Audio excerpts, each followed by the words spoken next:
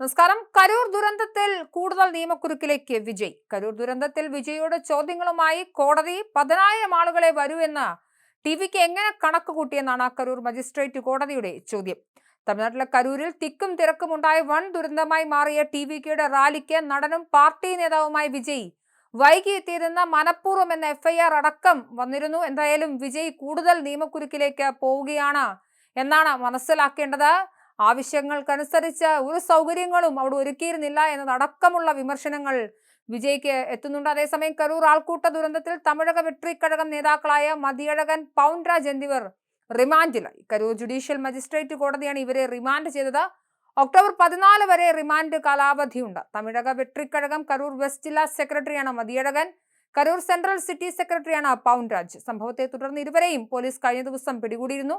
പരിപാടിക്ക് അനുമതി നേടി കത്ത് നൽകിയ മതിയഴകനെ നേരത്തെ കേസിൽ പ്രതി ചേർത്തിരുന്നു. TVK യോഗത്തിനുള്ള ഫ്ലെക്സും കൊടുതോരണങ്ങളും ക്രമീകരിച്ച പൗൻരാജാണ് ഒളിവിൽ പോകാൻ മതിയഴകനെ സഹായിച്ചതെന്നും റിമാൻഡ് റിപ്പോർട്ട്.